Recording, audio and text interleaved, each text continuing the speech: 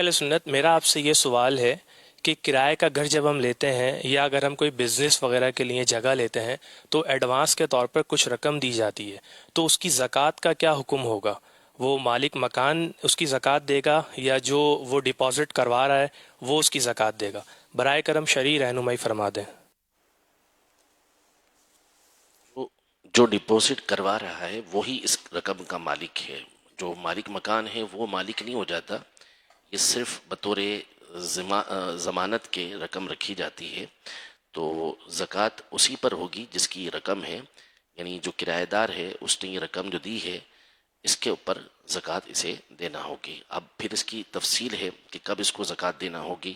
لیکن عافیت اور بہتر یہی ہے کہ ہر سال جب وہ زکوٰۃ نکالے تو اپنی اس رقم کو اس کے ساتھ ملا کر ہی زکوٰۃ نکالتا رہے۔ بہرحال زکوٰۃ کا جو مال ہے وہ اسی کا شمار ہوگا جس نے رقم جمع کروائی ہے۔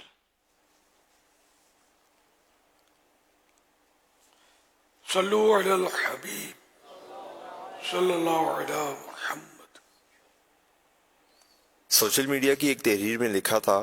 کہ لوگ پہلے سوتے تھے تو جسم کو آرام ملتا تھا، اب سوتے ہیں تو موبائل کو آرام ملتا ہے۔ امیر اہل سنت، اس بارے میں آپ کیا کہتے ہیں؟ سوتے میں موبائل وہ آرام ملتا ہے، سینے میں رکھ کے سوتے ہیں، یعنی ایسے بھی دیکھے جاتے ہیں کہ وہ موبائل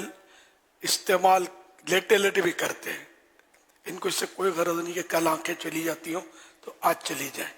یا کمزور ہو جائیں، چشمے کے نمبر بڑھ جائیں، کچھ بھی ہو جائے، لیکن ان کو پرواہ نہیں ہوتی۔ حالانکہ سب سنتے رہتے ہیں اور جانتے ہوتے ہیں کہ یہ نقصان کرتا ہے، لیکن اس کا نشہ ایسا ہے کہ وہ لیٹے لیٹے، اور حالانکہ یہ موبائل دیکھنے کے لیے بھی اندھیرے میں بھی نہیں دیکھنا چاہیے، اندھیرے میں سارا سمٹ جاتا ہے اور پوری ریز جو ہے آنکھوں پہ آئیں گی،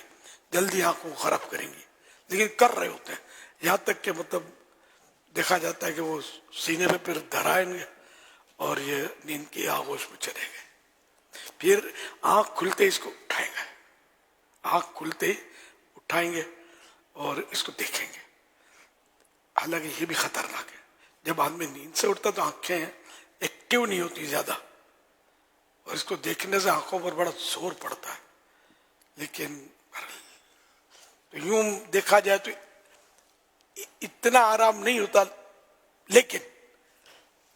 کچھ نہ کچھ موبائل کو آرام مل جاتا ہے۔ بعض پہ وہ لگا دیتے ہیں چارجنگ پہ، بعض سائڈ پہ رکھ کے سوتے ہیں، بعض سینے سے لگا کے سوتے ہیں، لیکن یہ کہ کچھ نہ کچھ آرام مل جاتا ہے۔ یہ اچھا طنز کیا ہے کہ پہلے سوتے تھے تو بندے کو آرام ملتا تھا، اب بندہ سوتا ہے تو موبائل کو آرام ملتا ہے۔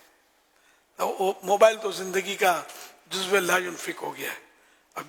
جدا نہیں ہو رہا زندگی